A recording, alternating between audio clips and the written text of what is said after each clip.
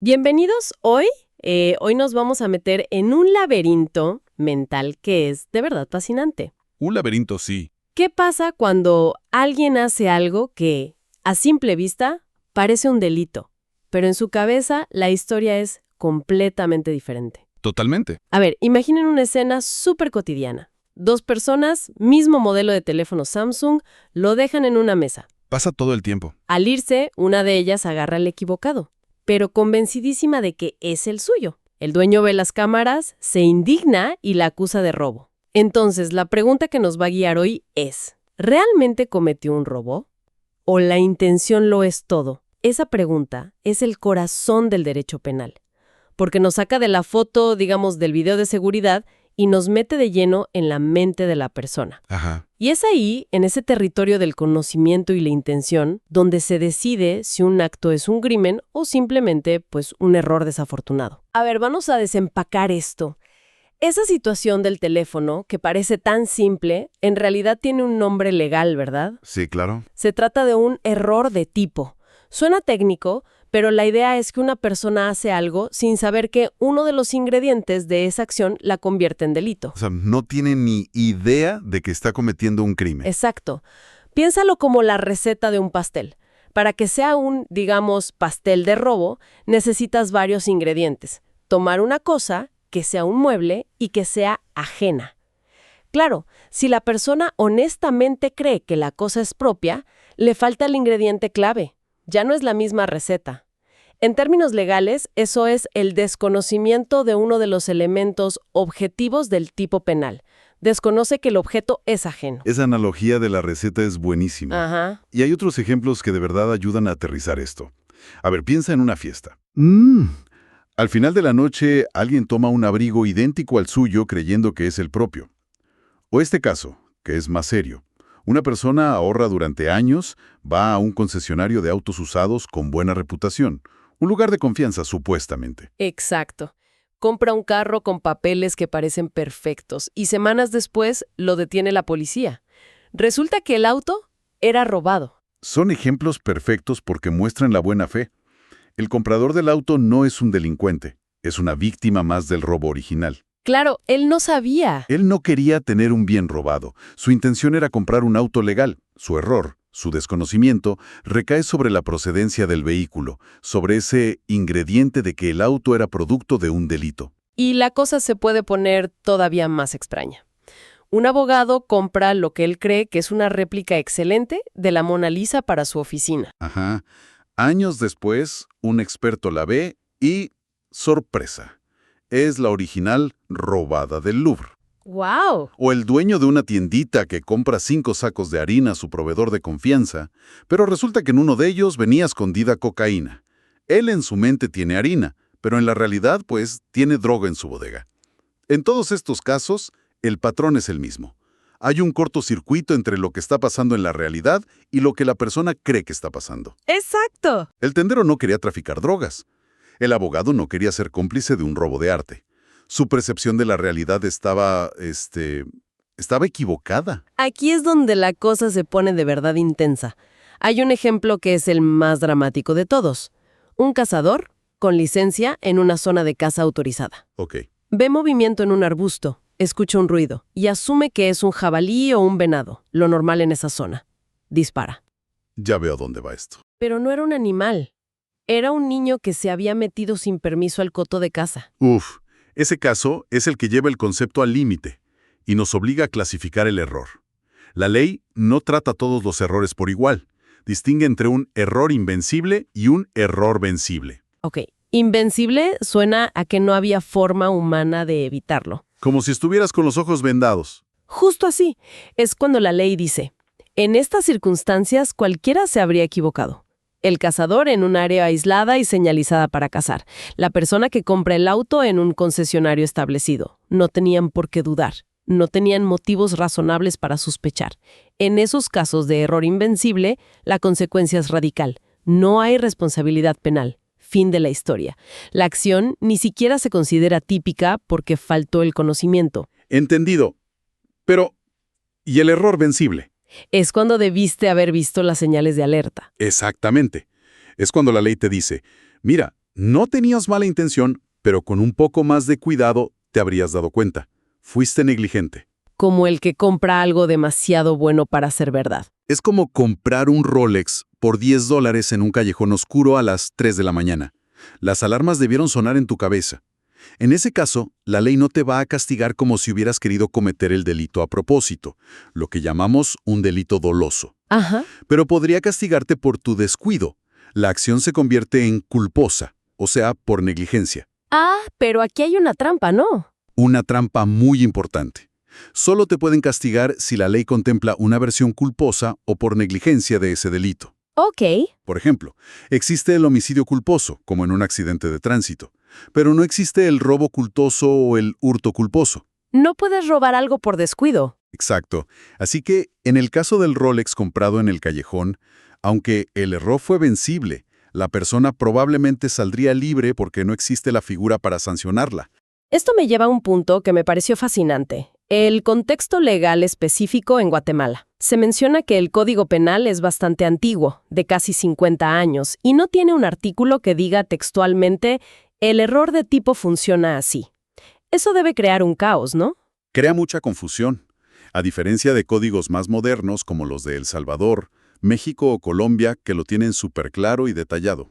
Aquí los abogados y jueces tienen que hacer una especie de rompecabezas, tienen que deducirlo. Por un lado, lo sacan de la definición de dolo. Si el dolo requiere conocimiento y voluntad, y en estos casos no hay conocimiento, pues no puede haber dolo. Es una deducción lógica. Y por otro lado, se apoyan en tratados internacionales que Guatemala ha firmado, como el Pacto de San José o el Estatuto de Roma de la Corte Penal Internacional, que sí reconocen esta figura. Es una solución, digamos, elegante, pero que depende mucho de la buena preparación de los jueces. Hablando de confusiones, hay un par de casos de error que son como para una película. El primero es el error en persona, el sicario que se equivoca de víctima. El clásico, le pagan para matar a Juan Pérez, pero por un error de identificación mata a José López, que se le parece. Uno pensaría que ese error debería importar, ¿verdad? Claro, mató a un inocente que no tenía nada que ver. ¿Cómo puede ser que a la ley no le importe? ¿No es un error garrafal que debería tener consecuencias distintas? Es una reacción lógica, pero la ley aquí es muy fría y pragmática. Dice, la intención del sicario era matar a un ser humano. Y efectivamente, mató a un ser humano. Para el derecho penal, el quién específico es irrelevante, lo que importa es que se cumplió el plan criminal de quitarle la vida a una persona. Vaya. El resultado es el mismo. Homicidio doloso, se le castiga con toda la fuerza. ¡Qué frío! Pero eso es distinto del otro caso, el error en el golpe. Muy distinto. Y aquí el resultado legal cambia por completo. El nombre técnico es aberratio ictus. En este caso, el sicario sí identifica bien a su objetivo, Juan Pérez. Le apunta, dispara, Pero falle. pero tiene mala puntería, o justo Juan se agacha para amarrarse un zapato y la bala perdida mata a José López, un peatón que pasaba por ahí. Ok, aquí el error no está en la mente del sicario, sino en su ejecución. Precisamente. Y como el error es diferente, las consecuencias también. Aquí la ley es como si abriera dos cuentas separadas para el sicario. Dos cuentas. Sí. Por un lado, intentó matar a Juan, así que se le acusa de tentativa de homicidio contra él. Y por otro lado, por su torpeza, mató a José. Eso es un homicidio culposo, por negligencia. Al final se le condena por ambos delitos juntos en lo que se llama un concurso. Ah, ya veo. Es una solución mucho más justa porque refleja exactamente lo que pasó. Ok, el error tiene sentido cuando no tienes idea de que estás haciendo algo malo. Pero me intriga un escenario distinto. ¿Qué pasa si sí quieres hacer algo malo, digamos, darle una lección a alguien, pero la situación se te va completamente de las manos y termina en una tragedia que nunca quisiste? ¿Cómo maneja la ley ese «se me pasó la mano»? Esa pregunta nos lleva directamente a una figura legal muy antigua y controversial, la preterintencionalidad. La idea central es esa. Quise hacer menos, pero causé más. Justo eso. Hay una intención de dañar, pero el resultado final supera y por mucho esa intención original. Y el caso real que se narra de Jalapa es simplemente devastador. Es la ilustración perfecta y más trágica de esto.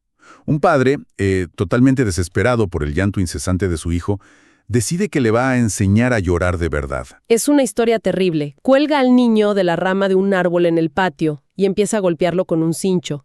Su intención, según se estableció, era lastimarlo, causarle dolor para que parara, pero nunca matarlo. Claro. Lo que sucede después es lo que cambia todo el panorama legal.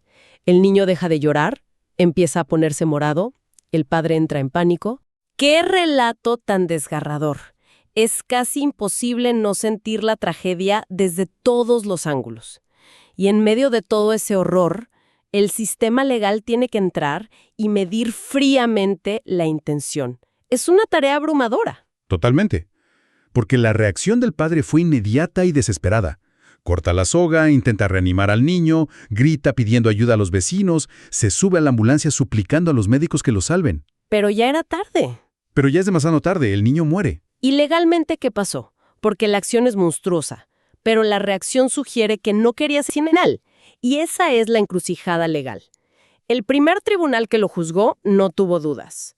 Lo condenó por parricidio, que es matar a un familiar directo. Ok. Ese delito exige la plena intención de matar. Y en ese momento la pena era la muerte. La pena de muerte. ¡Wow! Pero el caso llegó a una sala de apelaciones. Y los magistrados de esa sala vieron el panorama completo. Analizaron la reacción posterior del padre, su pánico, sus gritos, sus intentos de salvarlo. Vieron todo el cuadro. Y concluyeron que esa no era la conducta de alguien que quería matar. Entonces cambiaron el veredicto. Lo cambiaron radicalmente. Reclasificaron el delito a homicidio preterintencional, reconociendo que la intención original era solo de lesionar y que la muerte fue un resultado que excedió ese plan. ¿Y la pena? La pena cambió de la muerte a una condena de entre 2 y 10 años de prisión. Una diferencia abismal. Abismal. Ahora, es clave entender que esta figura de la preterintencionalidad es casi una pieza de museo legal. La mayoría de los códigos penales modernos ya no la usan. Ah, no. ¿Y cómo se resolvería hoy? Hoy, un caso tan terrible como ese se resolvería probablemente a través de un concurso de delitos, como vimos con el sicario torpe. Se juzgaría al padre por lesiones graves dolosas, lo que sí quería hacer, en concurso con homicidio culposo, el resultado mortal que causó por su brutal negligencia. Ah, entiendo. Para muchos juristas, esa solución es más precisa y refleja mejor lo que realmente sucedió en su mente y en sus actos. Hemos cubierto el error y la intención. Pero hay un último escalón en el análisis. Digamos que una acción sí fue intencional y la persona sabía perfectamente lo que hacía. Por ejemplo, matar a alguien. ¿Eso significa que automáticamente es un delito? No necesariamente. ¿O puede haber situaciones en las que la ley te da permiso? Esa es la pregunta del millón, y nos lleva al concepto de antijuridicidad. Es el tercer paso del análisis. El primero es ver si la acción es típica, o sea, si encaja en la descripción de un delito del Código Penal. Ok. El segundo es ver si fue con dolo o culpa.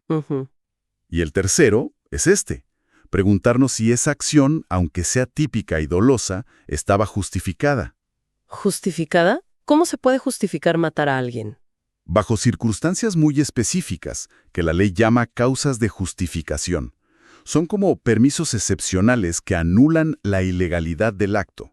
Si existe una de estas justificaciones, la acción, aunque parezca un delito, no es antijurídica y por lo tanto no hay crimen. Ok, ¿y cuáles son esas causas? El Código guatemalteco, en su artículo 24, menciona 3 grandes causas. La más famosa, legítima defensa. Claro. Luego, el estado de necesidad. Y finalmente, el legítimo ejercicio de un derecho. Para que esto quede claro, hay un último ejemplo que es muy potente. Un empresario sale de su oficina y se encuentra con una pesadilla. 2 tipos están asaltando a su hijo a punta de pistola. Él tiene un arma, con licencia. La saca y les dispara a los 2 asaltantes. Los mata. Analicemos este caso como lo haría un juez. Primer paso. ¿Hubo una acción voluntaria? Sí, claro. Sacó el arma y disparó. Sí, la acción es típica. Sí, matar a otro encaja perfectamente en el tipo penal de homicidio. Y fue dolosa.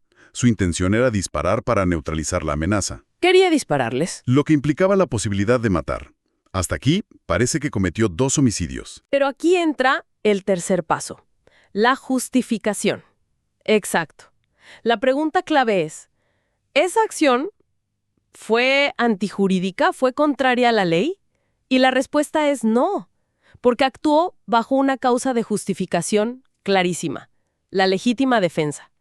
No para protegerse a sí mismo, sino a su hijo, que estaba enfrentando una agresión ilegítima, real e inminente. Entiendo la lógica de la legítima defensa, pero aún así matar a 2 personas. Me imagino a alguien pensando, así de fácil es, puedes usar fuerza letal y simplemente irte a casa. ¿Dónde traza la ley la línea del exceso? Esa es la objeción crucial. No es así de fácil. La legítima defensa tiene requisitos muy estrictos. La agresión debe ser ilegítima. Debe haber una necesidad racional del medio empleado para defenderse. No puedes matar a alguien que te robó un chicle. Claro, tiene que ser proporcional y debe haber una falta de provocación suficiente por parte del que se defiende. En el caso del empresario, todos los elementos se cumplen. La agresión con pistola era ilegítima y mortal. La respuesta con un arma era racionalmente necesaria para salvar la vida de su hijo, y él no provocó el asalto. Por eso la conclusión es tan contundente. ¿Y cuál es esa conclusión final? Que el empresario cometió una acción típica, pero no antijurídica. Y como para que haya delito se necesitan los 3 elementos, acción típica, antijurídica y culpable, al faltar uno, el castillo se derrumba. No hay delito. El empresario no cometió ningún delito, sale libre. La ley le dio un permiso para actuar de esa manera en esa situación límite. Entonces, repasando este recorrido por las zonas grises de la mente y la ley, nos deja claro que el conocimiento y la intención son la brújula de la justicia penal, ¿no? Totalmente. Vimos que puedes tomar el teléfono de otro y no cometer un robo por un simple error de tipo.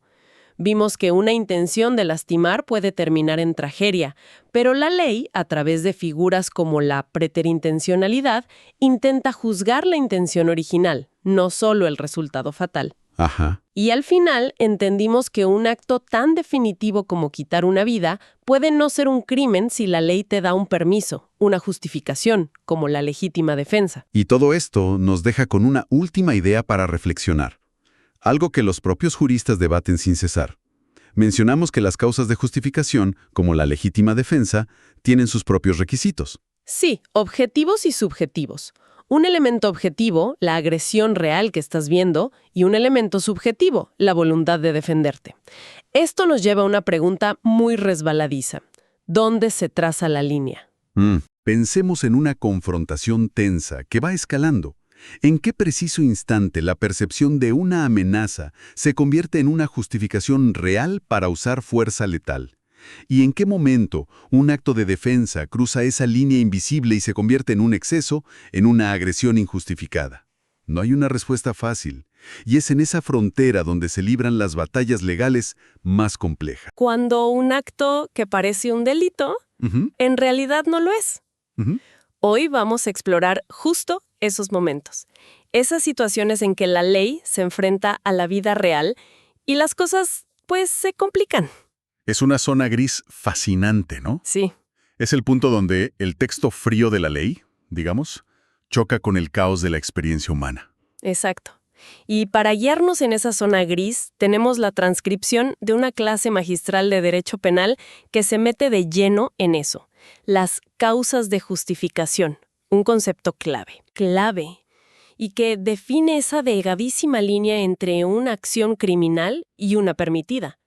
La misión es entender por qué algo que a todas luces es un delito, no sé, romper una puerta, herir a alguien, puede terminar no siendo un delito en absoluto. Y para entenderlo, la fuente nos recuerda la base. Para que algo sea un delito, debe cumplir 3 condiciones: ser una acción típica, antijurídica y culpable. Ok. Típica solo significa que la acción encaja en la descripción de un delito en el código: matar a otro. Simple. Pero el segundo paso es el crucial, la antijuridicidad, que básicamente significa que la acción es contraria a la ley. Correcto. Y aquí está el centro de todo el análisis de hoy. Para saber si una acción típica es también antijurídica, solo hay que hacerse una pregunta. Una sola. A ver. ¿Existe una causa de justificación que la ampare? Si la respuesta es sí, la cadena se rompe. La acción es típica, pero no es antijurídica. ¿Y si no es antijurídica? Simplemente no hay delito. Fin de la historia. Fin de la historia. Ok, entonces, estas causas de justificación son como una especie de salvoconducto legal. ¿Cuáles son las principales que analiza la fuente? La fuente se centra en tres que reconoce el Código Penal: la legítima defensa, el estado de necesidad y el legítimo ejercicio de un derecho. Y la primera, la legítima defensa. Esa es probablemente la más famosa, y también la peor entendida. Sí, todo mundo cree saber lo que es la defensa propia, pero la fuente insiste en que no es tan simple. Dice que deben cumplirse 3 requisitos al mismo tiempo. Exacto. Si falta uno, todo se viene abajo. ¿Y cuáles son? Son concurrentes y muy estrictos. El primero, tiene que haber una agresión ilegítima. El segundo, la necesidad racional del medio empleado para impedir o repelerla. Y el tercero, falta de provocación suficiente por parte de quien se defiende. A ver, analicemos el primero. Agresión ilegítima. La fuente es muy específica aquí. Sí, mucho. Dice que debe ser una agresión de una persona, que sea real, no imaginada. Y esto me parece crucial, que sea actual o inminente. Ese factor tiempo lo es todo. La ley no te da permiso para vengarte. Claro. Te da permiso para detener un ataque que está ocurriendo en este preciso instante o que, bueno, está a punto de ocurrir. Y aquí es donde la fuente usa un ejemplo que es brutal, pero que lo deja clarísimo. Si a la hija de alguien la violan y el padre encuentra al agresor horas o días después y lo mata, Sí. eso no es legítima defensa, por más que empaticemos con el dolor de ese padre. Legalmente, no lo es. La agresión ya cesó. Ya no es actual. Claro. Lo que ocurre después, por muy comprensible que sea desde un punto de vista, digamos, emocional, la ley lo llama de otra forma: venganza. Y la venganza no tiene cabida. No. Como dice la fuente, no tiene cabida como justificación en un derecho penal democrático. Una vez que el peligro inmediato se acaba, la única vía es la justicia del Estado, no la justicia por mano propia. Entendido. Es una línea dura, pero lógica. Pasemos al segundo requisito, porque este me genera más dudas. Necesidad racional del medio empleado. Mi primera impresión es que tiene que haber como una simetría. Si te atacan con un cuchillo, te defiendes con un cuchillo. Y ese es el error más común que la fuente se esfuerza en desmentir. Ah, ok. 50 kilos. ¿Es atacada por alguien de 100 que intenta estrangularla? Y lo único que tiene a mano es un objeto pesado para golpearle en la cabeza. Ajá. Su uso podría estar justificado, aunque el agresor estuviera desarmado. Porque en ese instante era el único medio para sobrevivir. Exactamente. El análisis es contextual. Se tienen en cuenta la situación, el miedo, las opciones reales que tenía la persona en ese segundo. Ahora bien, Pero, si esa misma persona, en lugar de ser atacada, simplemente estaba discutiendo y tenía la opción de irse, llamar a la policía o usar algo menos lesivo, pero elige usar un arma letal, ahí hay un exceso. ahí hay un exceso. Se rompe la necesidad racional. Pero eso suena increíblemente subjetivo. Lo que para una persona es una necesidad racional, para otra puede ser un pánico desmedido. ¿Cómo decide un juez meses después y en la calma de un tribunal lo que era racional en un momento de terror absoluto? Ese es el gran desafío de los tribunales. Tienen que intentar reconstruir la escena no desde la omnisciencia, sino desde la perspectiva de la persona que se defendió, Claro. con la información y el estado emocional que tenía en ese momento. Es un ejercicio muy complejo de empatía y análisis. Y es por eso que hay casos tan debatidos. No hay una fórmula matemática. Esto me lleva a una figura que presenta la fuente y que me dejó pensando: la legítima defensa privilegiada. Ah, El nombre ya suena potente. Suena a que hay una defensa de primera clase y otra de clase turista. Es una buena analogía, sí. Se le llama privilegiada porque, en una situación muy específica, la ley corta por lo sano y directamente presume que los 3 requisitos se cumplen. ¿cómo? No hay que probar la agresión ilegítima, ni la necesidad racional del medio, ni la falta de provocación. La ley te da el beneficio de la duda de antemano. Un momento. O sea que la ley básicamente te da un cheque en blanco si alguien entra a tu casa. ¿No tienes que probar nada? ¿Simplemente se asume que tenías razón? Eso es una locura. El potencial para que algo salga mal ahí parece enorme. Es una figura muy controvertida por eso mismo. Se activa, como dices, cuando alguien repele a una persona que pretende entrar o ya ha entrado en su morada o sus dependencias. El ejemplo clásico. El ejemplo clásico de la fuente es el de una persona que duerme y escucha a un ladrón en la sala. Bajo esta figura puede actuar para defenderse, y la ley presume que lo hizo legítimamente. Es la idea de «mi casa es mi castillo», llevada a su máxima expresión legal.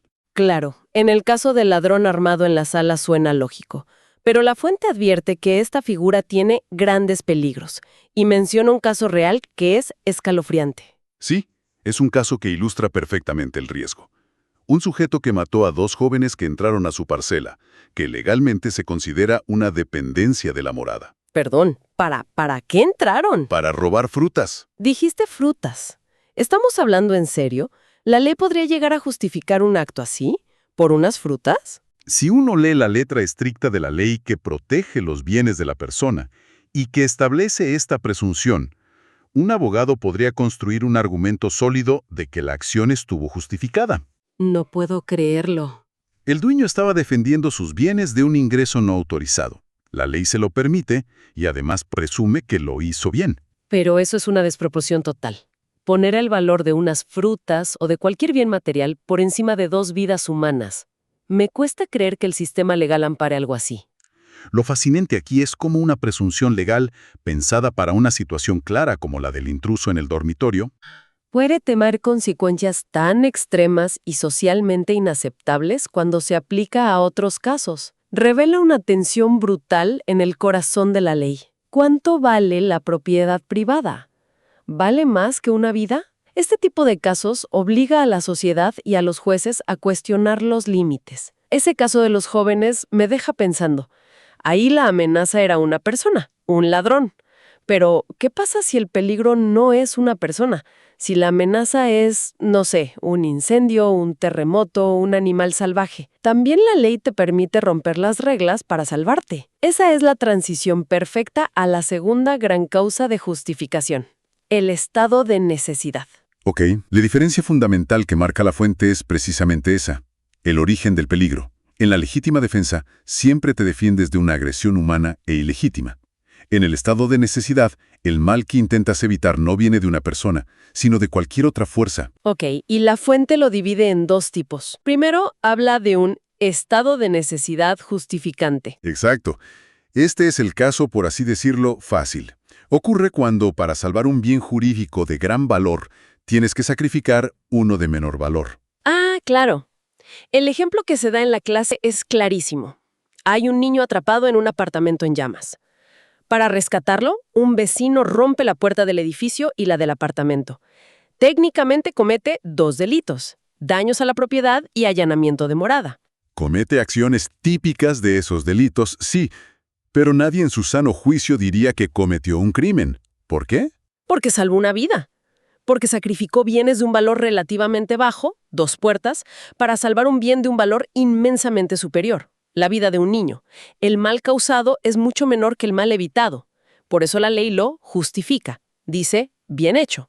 Vale, eso tiene todo el sentido del mundo. Pero luego la fuente introduce el estado de necesidad disculpante. Y aquí la cosa se pone moralmente mucho más turbia. Muchísimo más. Aquí es donde la ley reconoce sus propios límites. Entramos en el conflicto de bienes de igual valor. Ah, El ejemplo filosófico y legal clásico que se menciona es la tabla de Carneades. 2 náufragos, una sola tabla que apenas puede soportar a uno. Y para sobrevivir, uno de ellos empuja al otro, que se ahoga. Se sacrifica una vida para salvar otra vida. No hay un bien de menor valor y uno de mayor. Es vida contra vida. ¿Y qué hace la ley ahí? ¿Dice que estuvo bien hecho? ¿Lo justifica? No. Y esta es la diferencia sutil pero crucial. La ley no puede justificar ese acto. No puede declarar que matar a otro inocente para salvarse es la conducta correcta. Pero tampoco puede castigarlo, me imagino. Exacto. Lo que hace es disculparlo o exculparlo. Reconoce que el náufrago se encontraba en una situación tan extrema, tan inhumana, que no se le podía exigir que actuara como un héroe o un santo y se sacrificara.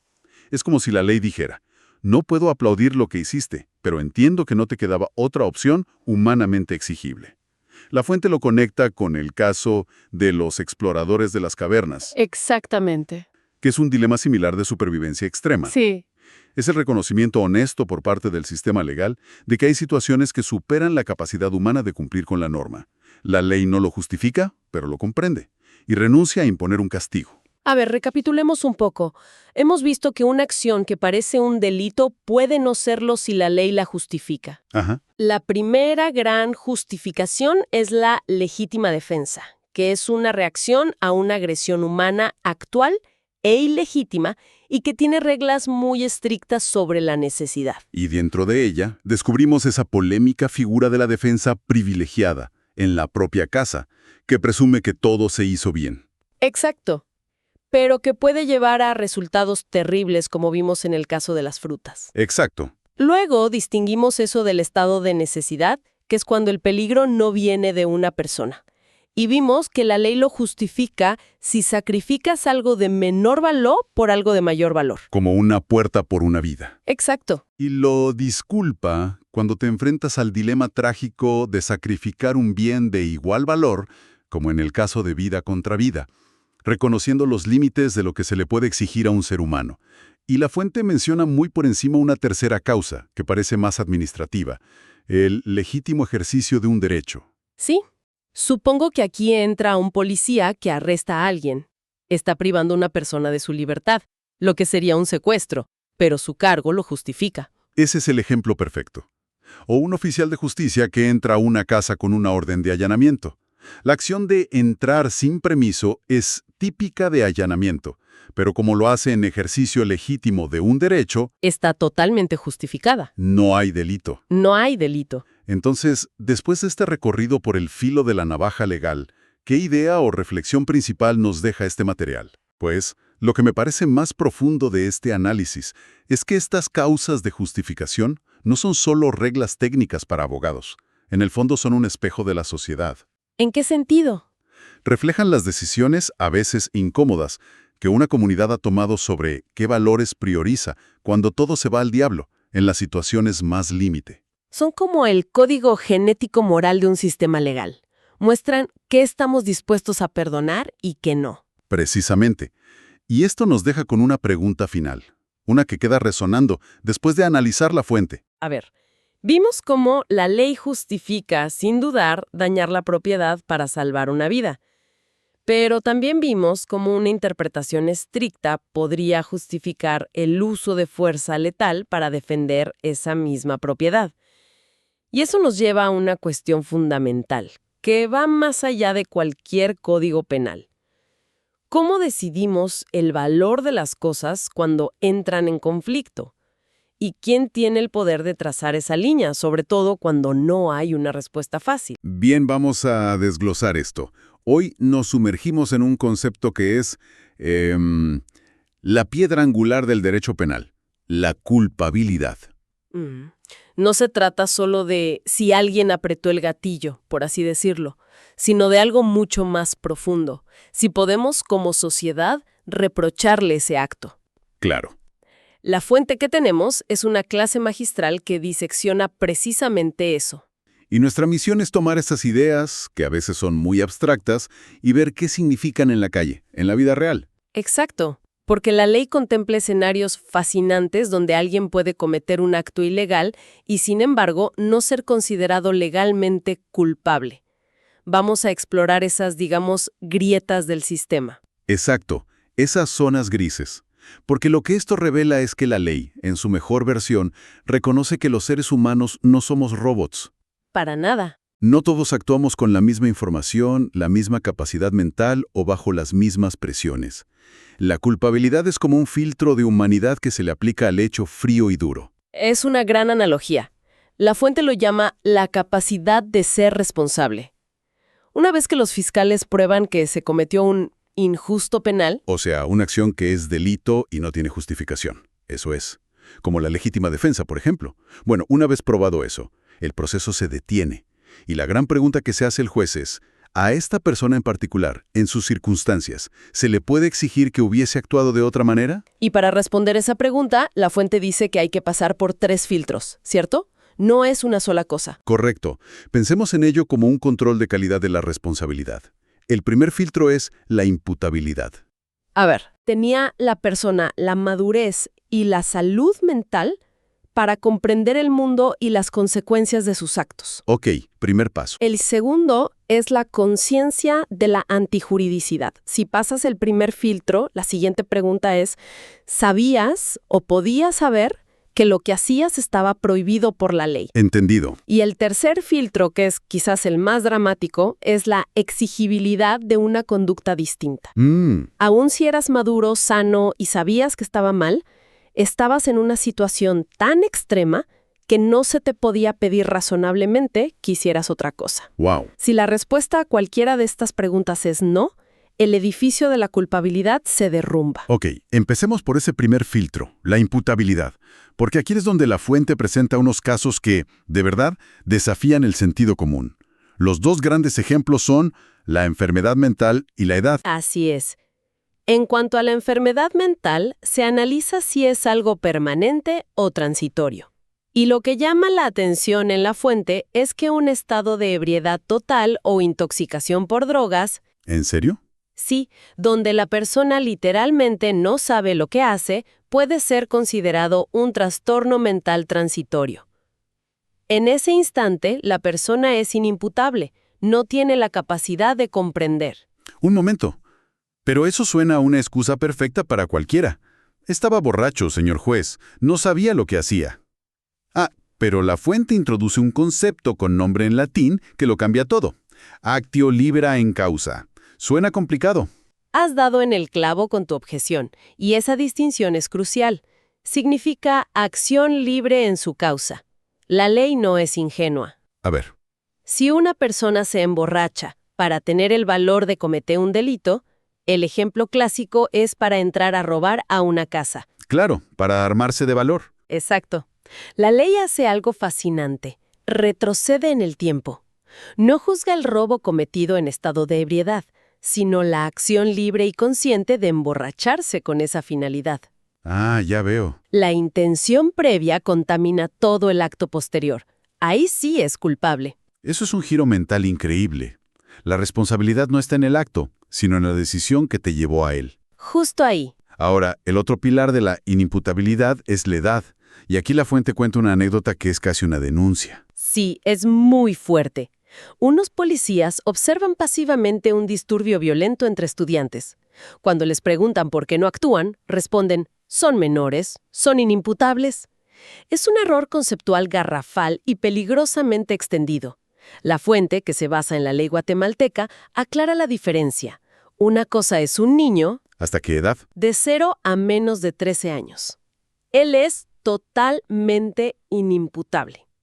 Pero otra muy distinta es un adolescente que es de 13 a menos de 18. ¿Y a él sí?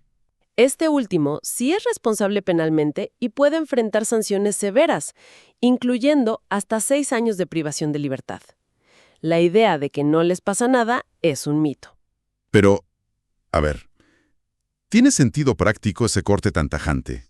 Un chico de 12 años y 11 meses puede ser perfectamente consciente de sus actos, Totalmente. mientras que uno de 13 y un día, quizá menos maduro, de repente es responsable ante la ley. La fuente critica duramente esta arbitrariedad cronológica. Y lo hace con un ejemplo que es devastador. Imagina un crimen atroz, cometido por 2 personas. El autor intelectual y líder del grupo tiene 17 años y 360 días. A punto de cumplir 18. Exacto. Su cómplice acaba de cumplir 18. Por el mismo hecho, el de 17 recibirá una pena máxima de 6 años, 6 años. mientras que el de 18 podría enfrentar cientos de años de prisión. No puede ser. La única diferencia entre una vida arruinada y una sanción limitada es un puñado de días en el calendario. Es absurdo cuando lo pones así. ¿Y la fuente propone alguna alternativa a este sistema? Sí, y es un debate global.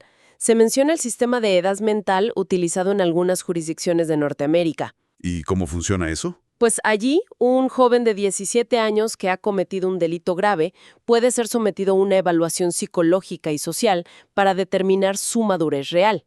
Si se concluye que tiene la madurez de una persona de 22, podría ser juzgado como adulto, y viceversa. Busca una justicia más real, ¿no? Exacto, más material, en lugar de la formalidad de una partida de nacimiento.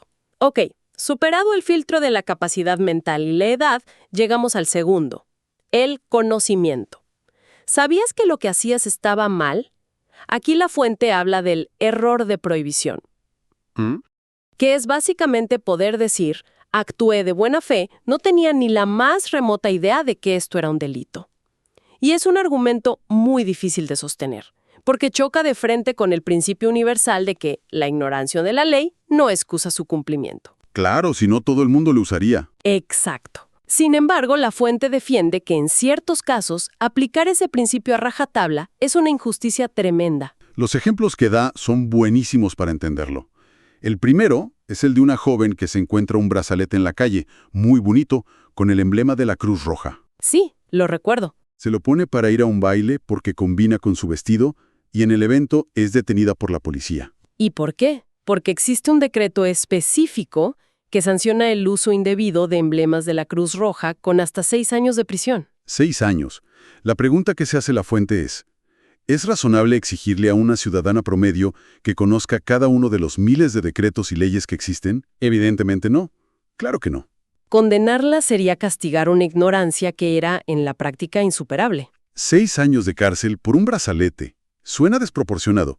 Y luego está la historia personal que cuenta la profesora de la clase, que es aún más reveladora. Ah, ¿sí? La detienen en México por conducir con vidrios polarizados, algo totalmente legal en su país, Guatemala. Lo increíble de esa anécdota no es la detención, sino la reacción del comisario mexicano.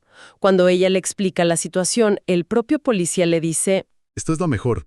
Ah, entiendo. Usted viene de un país donde esto está permitido. Aquí acaba de salir una ley que lo prohíbe. Se da el presupuesto de un error de prohibición No lo puedo creer. y no solo la deja ir, sino que le da una boleta para que pueda circular de vuelta a la frontera sin que otro policía la moleste, advirtiéndole que la próxima vez ya no podrá alegar ignorancia. El propio policía le dio una clase de derecho. Eso demuestra que el concepto tiene una lógica muy humana. Totalmente. Y el último ejemplo que se menciona es el de los árboles de Navidad, los pinabetes. Durante años se vendían en un mercado público, con la policía presente. Con anuncios del gobierno. El propio Estado te decía, esto es legal. Exacto. El sistema entero generaba una apariencia de legalidad. De repente cambian la ley y declaran ilegal su tala y comercialización. Y detienen a una persona por transportar un árbol que compró en ese mismo mercado. ¿Cómo se le puede reprochar a esa persona su conducta? No tenía forma de saber que el Estado había cambiado de opinión de un día para otro. Claro. Fue después de esos casos que comenzaron las campañas masivas de información para que la gente ya no pudiera alegar ese error. El caso de la profesora en México es fascinante porque el propio comisario entendió que ella no tenía forma de conocer la ley. Pero eso es por ignorancia. ¿Qué pasa en la situación opuesta? Cuando sabes perfectamente que lo que haces está mal, pero sientes que no tienes otra opción. Ese es el tercer y último filtro, ¿verdad? Sí, la exigibilidad de una conducta distinta. Y este es el terreno del drama humano por excelencia. Me imagino. La ley reconoce que hay situaciones límite en las que, aunque técnicamente podrías elegir hacer lo correcto, esa elección tiene un costo tan desproporcionadamente alto que no es justo exigírtela. Y el caso paradigmático es el miedo invencible, ¿no? Ese mismo. Y el ejemplo de la fuente es de película. El gerente de un banco recibe una llamada. Unos secuestradores tienen a su hija. Uf, qué situación. Le envían una foto para probarlo y le dan 1 hora para vaciar la bóveda y entregarles el dinero. Si no lo hace o si llama a la policía, la matan. El gerente, lógicamente, comete lo que técnicamente es un robo al banco. Claro, ¿qué más podría ser? La pregunta para el derecho penal es brutal. ¿Podía la ley exigirle a ese padre que sacrificara la vida de su hija para proteger la propiedad del banco? La respuesta parece obvia. Es un no rotundo. El miedo a la pérdida inminente de un ser querido es tan poderoso, tan invencible, que anula su voluntad. No se le puede reprochar su acción. Claro, ese es el caso del libro de texto. Clarísimo. Pero, ¿qué tan invencible tiene que ser el miedo? Me imagino que la línea es muy delgada. Mucho. ¿Qué pasa si la amenaza no es de muerte, sino de, por ejemplo, arruinar tu reputación o hacer que te despidan? Ahí es donde entramos en un terreno increíblemente complejo y donde los tribunales tienen que analizar caso por caso. El miedo debe ser grave, inminente y la acción cometida debe ser proporcional a la amenaza. O sea, no es cualquier miedo. No. Por ejemplo, si un jefe te amenaza con despedirte si no falsificas un documento menor, es poco probable que se considere miedo invencible. La ley te exigiría que pierdas el trabajo antes que cometer un delito. Ok, tiene lógica. ¿Y si ese jefe es un tipo violento que te acorrala en su oficina y te dice que si no firmas te va a pasar algo malo? No es una amenaza de muerte explícita, pero la intimidación es real. Ese es un escenario mucho más gris. Un juez tendría que evaluar la credibilidad de la amenaza, la personalidad del jefe, la vulnerabilidad del empleado. Es muy subjetivo. Muchísimo. No se trata solo de lo que una persona razonable sentiría, sino de lo que esa persona en particular sintió en ese momento. La ley tiene que intentar meterse en la piel de quien sufrió la coacción. Es una de las tareas más difíciles de la justicia, medir el miedo. Entonces, recapitulando este viaje, partimos de la idea de culpabilidad y hemos visto que no es un interruptor de sí o no. Es más bien un ecualizador con muchos controles. Buena analogía. La edad, la salud mental, el conocimiento, la presión, todo ajustado a la persona y sus circunstancias. Demuestra que una justicia que aspira a ser verdaderamente justa no puede ser una fórmula matemática. Tiene que ser flexible. Tiene que ser capaz de comprender la fragilidad humana. Claro. Y es importante recalcar, en ninguno de estos casos se dice que el acto cometido estuvo bien. Robar el banco sigue siendo un injusto penal. Lo que se dice es que no es justo, no es razonable castigar a la persona que lo hizo dadas las circunstancias excepcionales. La fuente se enfoca mucho en estas causas que excluyen la culpabilidad por factores internos de la persona. Su estado mental, su conocimiento, el miedo que sentía. Y al cerrar este análisis me queda una pregunta resonando. Adelante. Algo para que nuestra audiencia reflexione. Si la ley es capaz de entender que un miedo invencible o un error inevitable pueden exculpar a una persona, ¿cómo debería tratar las situaciones donde no es una amenaza puntual, sino el propio sistema el que ejerce una presión constante? Interesante. Pensemos en la pobreza extrema, la violencia estructural, la falta absoluta de oportunidades. Condiciones que empujan a la gente a cometer actos que, en otras circunstancias, jamás harían. ¿Qué significa la responsabilidad personal en ese contexto tan abrumador? Bien, hoy vamos a meternos en un tema que parece darle la vuelta a una de las reglas más básicas que nos enseñan, que la ignorancia no nos salva de cumplir la ley.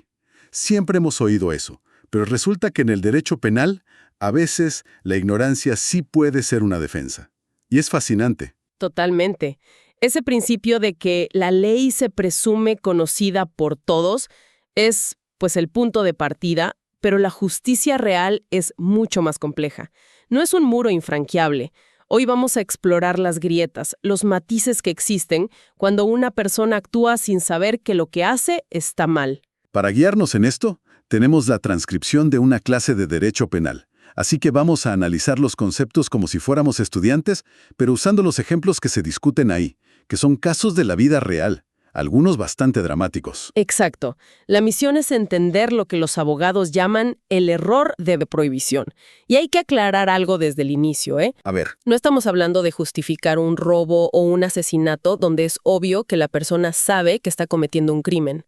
Hablamos de zonas grises, de situaciones límite, donde un error de percepción o un choque de culturas puede convertir a una persona ordinaria en un criminal, sin que tuviera la intención de serlo. Comencemos por lo más sencillo entonces, el llamado error de prohibición directo. Entiendo que esto es cuando alguien, de buena fe, simplemente no tiene idea de que una ley existe. El ejemplo que se da es perfecto para entenderlo. El viajero en el aeropuerto. Imagina que alguien viaja y compra recuerdos, tecnología, ropa, lo que sea. En la mente de la mayoría, el único límite es, pues, el espacio en la maleta y el presupuesto. Claro, uno se preocupa por si la maleta cierra o si la tarjeta de crédito aguanta. No piensas en un límite legal sobre el valor de lo que traes. Precisamente. Pero resulta que sí existe un límite legal. La fuente pone como ejemplo un tope de $500. Si alguien trae mercancía por $600, técnicamente está cometiendo un delito de defraudación aduanera. ¿En serio? Sí, no porque quisiera engañar al fisco, sino por puro desconocimiento de una norma muy específica. Pero un momento, ¿no es responsabilidad de cada uno informarse? ¿Hasta dónde llega la excusa del yo no sabía? ¿Podría yo, no sé, traer un producto prohibido y simplemente decir que no conocía la regla? Esa es la pregunta clave y donde está el límite. No funciona para todo. Si la prohibición es algo de sentido común o ampliamente conocido como no traficar con drogas, la excusa no vale. Pero en el caso de un límite aduanero de $500, que es una cifra un poco arbitraria y técnica, es muy defendible que una persona común no la conozca. El argumento es, si yo hubiera sabido de esta regla, habría declarado los $100 extra y pagado el impuesto. O sea, no había una voluntad de delinquir. Entendido. Es un error sobre la existencia de la norma. Pero hay situaciones mucho más ambiguas. ¿Qué pasa si el error no es sobre la ley, sino sobre la realidad misma? Uf, eso nos lleva a un terreno mucho más dramático. Cuando crees que estás en peligro y reaccionas, pero estabas completamente equivocado. Eso es lo que se conoce como un error en los elementos objetivos de una causa de justificación, en español simple. Crees que tienes derecho a defenderte porque piensas que te están atacando, pero el ataque solo existe en tu imaginación. La fuente describe un escenario que parece de película, de verdad. Una persona se queda varada con su coche en una gasolinera, a las 9 de la noche. Es una zona oscura con fama de peligrosa. Ajá. De repente, ve una silueta que se acerca y le parece que esa figura le está apuntando con un rifle. El instinto de supervivencia se dispara. La persona que porta un arma legalmente reacciona para defender su vida y ¡pa! Dispara. Y aquí viene el giro terrible. A ver, No era un asaltante. Era un empleado de limpieza de la gasolinera que simplemente llevaba una escoba apoyada en el hombro. ¡qué historia tan terrible! Es increíble cómo una fracción de segundo, una mala interpretación, puede arruinar 2 vidas. Totalmente. Y es que la persona actuó convencida de que su vida corría peligro. Su percepción de la amenaza era real para ella en ese instante. Y a esto se le llama legítima defensa putativa, o sea, imaginaria. Exacto. Y aunque el ejemplo es extremo, la fuente señala que estas percepciones erróneas ocurren. El conductor que está en un semáforo ve a una moto zigzagueando entre los coches y asume que lo van a asaltar, porque ha oído 1000 historias. O el otro caso que se menciona, un padre que a lo lejos ve a 3 muchachos forcejeando con su hijo. Piensa que le están dando una paliza, saca un arma y dispara, Ay, no. para luego descubrir que no lo golpeaban. Eran sus amigos celebrando un gol, cargándolo en hombros. En todos estos casos, el error fatal está en la interpretación de los hechos. Eso de la percepción es fascinante y aterrador. Ahora, me hace pensar en situaciones aún más complejas. ¿Qué pasa si la persona ve todo correctamente? Los hechos son claros, pero su juicio sobre lo que puede hacer legalmente está totalmente equivocado. Ahí entramos en otro tipo de error. Uno que no es sobre los hechos, sino sobre los límites de la ley. La persona entiende la realidad, pero cree erróneamente que la ley le da un permiso que en realidad no tiene. El material narra un caso real que ocurrió hace unos años. Un piloto de autobús es asaltado en su ruta, junto con todos los pasajeros. Los ladrones les quitan todo, se bajan del bus y escapan corriendo. Hasta ahí es una historia lamentablemente común. Pero lo que hace el piloto después es lo que define el caso. En lugar de seguir su ruta o llamar a la policía, da la vuelta al autobús, persigue a los asaltantes por las calles, los alcanza y los atropella. Los mata. Un momento, pero a mucha gente eso sonaría a justicia, no a un crimen.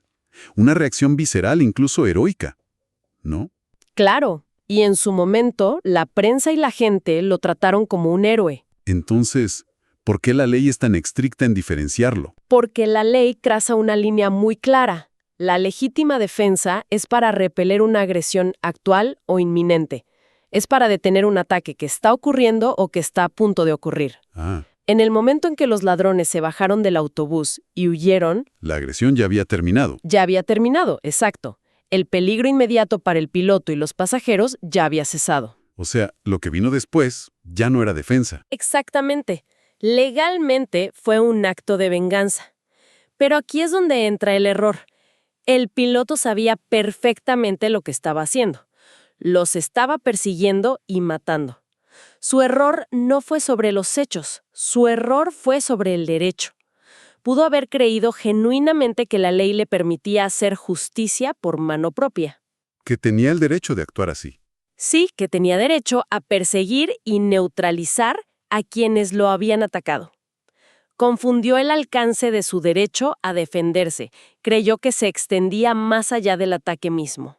Bien, entonces tenemos errores sobre la existencia de una ley, errores sobre los hechos y errores sobre los límites de la ley. ¿Qué consecuencias prácticas tiene todo esto? Si un juez concluye que alguien cometió uno de estos errores, ¿simplemente se va a su casa? No, no es tan simple. Y aquí el análisis se pone muy interesante, porque la ley distingue entre un error que se pudo haber evitado y uno que no. A ver, Y dependiendo de eso, el resultado es completamente diferente. Primero está lo que se llama error vencible. vencible, ok. El juez debe hacer un ejercicio de empatía y objetividad. Se pone en los zapatos de la persona en ese preciso momento, considerando su nivel de educación, su cultura, la presión, todo. Y se pregunta, ¿podría esta persona, siendo un poco más cuidadosa o diligente, haberse dado cuenta de su error? Entiendo. Si la respuesta es sí, por ejemplo, el de la gasolinera quizás pudo haber gritado una advertencia antes de disparar. Entonces el error era vencible. ¿Y qué pasa en ese caso? ¿Cuál es la consecuencia? No se elimina la responsabilidad penal, pero sí se reduce la pena. La ley reconoce que la persona falló, pero que no actuó con la malicia de alguien que comete un delito a sangre fría. Es como un castigo atenuado. Justo. Y la otra opción es el error invencible. Invencible. Si el juez, haciendo el mismo ejercicio, concluye que, dadas las circunstancias, era humanamente imposible que la persona superara su error, que la oscuridad, el miedo, hacían inevitable la confusión. Entonces, Entonces se considera que no hay culpabilidad, y si no hay culpabilidad, no hay delito. La consecuencia es la absolución total. pero ¿no abre esto una puerta peligrosa para que la gente simplemente alegue ignorancia para salirse con la suya? Es un riesgo, y por eso la carga de la prueba es muy alta. No basta con decir yo no sabía o yo creí que. Hay que demostrarlo. Se analizan todas las circunstancias objetivas. La personalidad del acusado, su experiencia, el contexto, testimonios, Todo cuenta. todo. Se busca establecer si la creencia era racional. Y como decíamos, no aplica para delitos cuya maldad es evidente. Nadie puede argumentar un error invencible por secuestrar a alguien. ¿Entendido? Y para que esto no quede en el aire, la fuente explica cómo se aplica esto en la práctica. Por ejemplo, en Guatemala, donde, no hay un solo artículo que lo explique todo. Exacto. Y esto es muy revelador de cómo funciona el derecho. Los jueces tienen que construir el argumento a partir de un rompecabezas de fuentes legales. Es que el derecho local a veces no lo cubre todo. ¿Cómo funciona ese rompecabezas? Por un lado, toman una frase del Código Penal, que habla de la creencia razonable de estar siendo agredido. Luego, lo conectan con tratados internacionales, como el Pacto de San José, que es ley en Guatemala. Ese pacto obliga al Estado a un estándar más alto. Debe probar que la persona tenía conciencia de la antijuridicidad. O sea, que sabía que lo que hacía era ilegal. Correcto. Y si el Estado no puede probar esa conciencia, se abre la puerta para argumentar un error. Incluso se apoyan en el Estatuto de Roma. Unen todas esas piezas para fundamentar una decisión justa. El material nos comparte un caso real que lo ilustra de una forma increíblemente poderosa, y tiene que ver con adolescentes. Sí, este es un caso que demuestra la enorme distancia que puede existir entre la letra fría de la ley y la realidad social de las personas. A ver, cuenta. La ley en Guatemala, para proteger a los menores, establece que tener relaciones sexuales con alguien menor de 14 años es siempre violación. No importa que haya consentimiento. La intención de la ley es buena, claro. Buenísima, pero su aplicación literal empezó a generar situaciones absurdas y trágicas. El sistema judicial comenzó a procesar penalmente a parejas de adolescentes. El ejemplo es un chico de 14 años y su novia de 13. Uf. Tenían una relación amorosa, consentida, e incluso tenían un hijo juntos y vivían como una familia. Pero, según el código, él era un violador. No. Y así se le trató. Fue arrestado y acusado de un delito gravísimo. Es que para ellos, y para cualquiera la palabra violación, implica fuerza, violencia, ¿no? No tenían la más remota idea de que su relación, su proyecto de vida... Era considerado por el Estado como un crimen atroz. Exactamente. En su mundo, en su realidad, se amaban. No eran criminales. Afortunadamente, los tribunales superiores analizaron estos casos y se dieron cuenta de la injusticia. Aplicaron precisamente el concepto de error de prohibición invencible. ¿Cuál fue su razonamiento? ¿Cómo lo justificaron? Concluyeron que era irracional y desproporcionado exigirle a un adolescente de 14 años, con su madurez y su contexto, que conociera esa especificación técnica del Código Penal. Es que es un conocimiento que, seamos honestos, ni la mayoría de los adultos tiene. Totalmente. Así que determinaron que era un error invencible y los absolvieron, sentando un precedente importantísimo. Este caso me lleva a pensar en una dimensión todavía más profunda que se menciona. A ver. El error de prohibición culturalmente condicionado. Es un paso lógico, si aceptamos que la realidad de un adolescente de 14 años es distinta a la de un abogado de 40, también debemos aceptar que la realidad de una persona de una comunidad indígena puede ser radicalmente distinta a la de alguien que vive en la capital. ¿Podrías dar un ejemplo? Claro, imagina una comunidad donde, por tradición ancestral, se cultiva la hoja de coca para usos ceremoniales o medicinales. Para ellos, es una práctica cultural legítima. Para la ley del Estado, es narcotráfico. ¡Wow! ¡Qué choque! Un caso que plantea la fuente. Una comunidad donde, por costumbre, se establece que las mujeres no deben trabajar fuera del hogar. Desde la perspectiva de la ley estatal, eso es un delito de violencia económica. Entonces, ¿cómo se juzga a esa persona? ¿Se le impone una ley que contradice toda su visión del mundo? Juzgarla sin entender su cosmovisión es una receta para la injusticia. Por eso, el material destaca una herramienta crucial, el peritaje cultural. Se convoca a un experto, un antropólogo o un líder de la misma comunidad para que le explique al juez el porqué de esas prácticas. No es para justificar el delito. No. Es para que el juez entienda el contexto y pueda determinar si la persona actuó con la conciencia de que estaba violando una ley ajena a su mundo. Solo así se puede tomar una decisión realmente justa. Entonces, si tuviéramos que resumir la idea central de todo esto, ¿cuál sería? Que la justicia no puede ser una aplicación ciega y mecánica de un libro de reglas. Debe mirar a la persona, a su conciencia, a su realidad. La doctrina del error de prohibición es la herramienta que tiene el derecho para diferenciar entre un error humano, a veces trágico, y un acto con una genuina intención criminal. Busca la culpabilidad real, no solo la formal. Queda claro que la ley no es tan blanco y negro como parece, y que el contexto y la conciencia humana importan, y mucho.